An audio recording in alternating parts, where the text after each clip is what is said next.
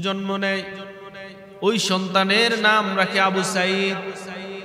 অথচ জানে না আবু সাইদ বলতে কোনো নাম নাই, আবু সাইদ বলতে কোনো নাম হয় না। এই নামটা অত একবারে ভুল একটি নাম। সন্তানের নাম রাখে আবু রায়হান, আবু হানিফ, অথচ এইগুলো কোনো নাম নয়, একটা ভুল নাম।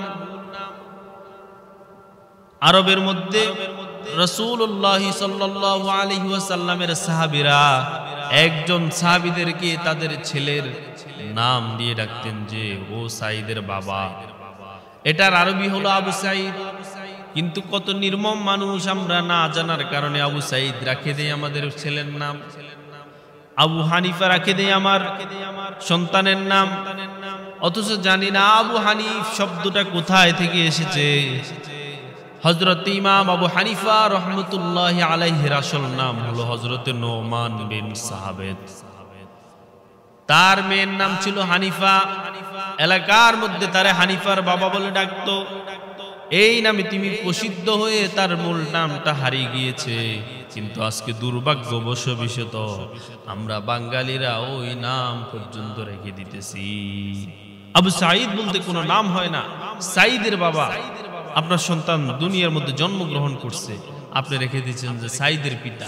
ওই তো আপনার সন্তান, ও সাইদের পিতা কি করে হলো?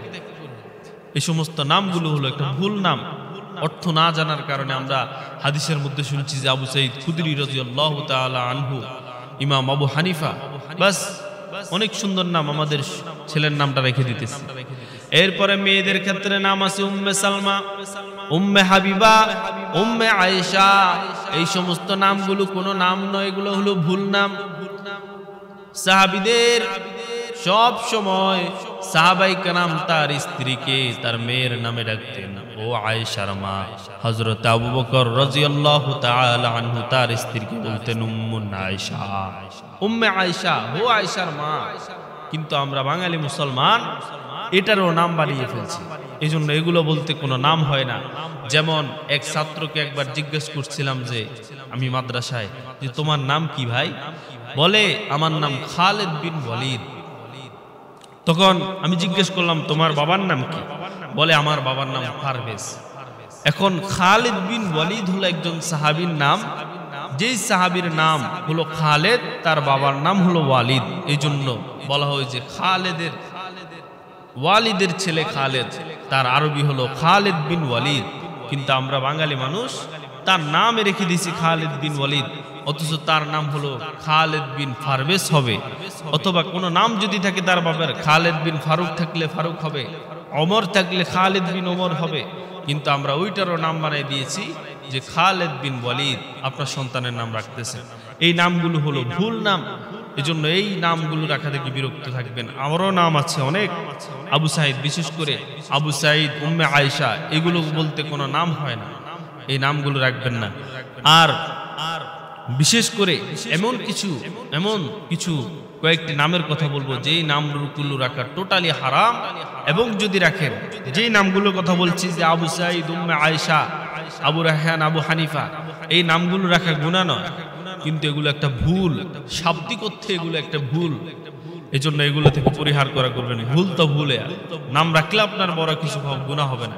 কিন্তু এমন কিছু নামের কথা এখন বলতেছি যেগুলো রাখলে আপনার সন্তানের নাম যদি রাখেন, আপনার সন্তানের জীবনের মধ্যে প্রভাব পড়ে যাবে। রাসূলুল্লাহ সাল্লাল্লাহু আলাইহি ওয়াসাল্লাম বলেছেন, তোমাদের নবজাতক সন্তান যখন জন্ম নেয় তাকে তোমরা তোমাদের পক্ষ থেকে দুইটা কাজ করা তোমাদের জন্য জরুরি।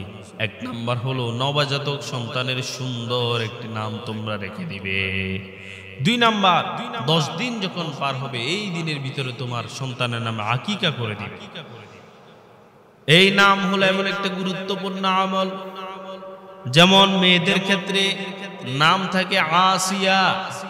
রাসূলুল্লাহ সাল্লাল্লাহু আলাইহি ওয়াসাল্লামের কাছে এক মহিলা আসলো। মহিলা এসে বলল, ইয়া রাসূলুল্লাহ, আমার জীবন তছনছ হয়ে গিয়েছে। রাসূল সাল্লাল্লাহু আলাইহি ওয়াসাল্লাম বললেন, তোমার নাম কি? বলে আমার নাম আসিয়া। রাসূল বললেন যে আসিয়া শব্দের অর্থ হলো অবাধ্য। তুমি অবাধ্য হলে আল্লাহ তোমার মনের মধ্যে শান্তি কিভাবে দিবে? এই জন্য রাসূল তার নাম গড়ে রেখেছে জামিলা। তার ওই মহিলার যখন মৃত্যু হয় তখন যেই সমস্ত মহিলারা তাকে ধৌত করে মৃত্যুর আগে, তখন তারা বলে তাকে এরকম সুন্দর আমি দুনিয়াতে থাকা অবস্থায় দেখি নাই। মানে জামিলা রাখার কারণে তার নামের মধ্যে প্রভাব, এটা তার জীবনের মধ্যে পড়েছে। 2 নাম্বার, মেয়েদের নাম নাকি রিয়া, এটা অতিরিক্ত প্রেমাস একটি নাম। রিয়া শব্দের অর্থ হলো অহংকারী, আর অহংকার ভালো মানুষে করে না, শয়তানের মতো মানুষগুলাই করে। সুতরাং আপনার মেয়ের নাম যদি রেখে দেন শয়তানের মতো অহংকারী অথবা অহংকারী রেখে দেন, তা আপনার মেয়ের জীবন তছনছ না হলে কার জীবন হবে? এই জন্য রিয়া নামটা রাখা যাবে না।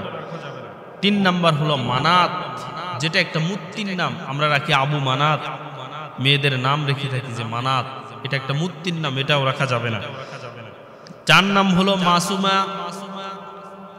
অনেক সময় আমাদের মেয়েদের নাম নাকি মাসুমা, এই নাম কখনো রাখা যাবে না, কারণ মাসুমা শব্দের অর্থ হলো নিষ্পাপ। রসুল এবং সাহাবাই কেরাম বাদে, রসুল্লাহ সাল্লাল্লাহু আলাইহি ওয়াসাল্লাম এবং আম্বিয়াগণ বাদে কোনো মানুষ আর নিষ্পাপ হতে পারে না। সবার কোনো না কোনো একটা ভুল রয়েছেই। 5 নম্বরে ছেলের নাম রাখছে মহিন, অথচ মহিন শব্দের অর্থ জানে না। অনেক জায়গায় নাম রাখে মঈন, এলাকার মানুষ তারে ডাকে মহিন। নাম রাখছে মঈনউদ্দিন, এলাকার মানুষ তারে ডাকে মহিনউদ্দিন। আর এই মহিনউদ্দিন শব্দের অর্থ হলো বিভ্রান্তকারী। মহিনউদ্দিন শব্দের অর্থ হলো বিভ্রান্তকারী। তো আপনার ছেলের নাম রাখছেন মহিন, তো এই মহিন রাখাতে দেখবেন যে তার জীবনটাও বিভ্রান্তে পড়ে গেছে এবং এলাকার মধ্যে শুধু বিভ্রান্তি ছড়াইবে। এই নামগুলো জীবনের মধ্যে প্রভাব পড়ে, এজন্য মহিন এই নামটাও রাখা যাবে না।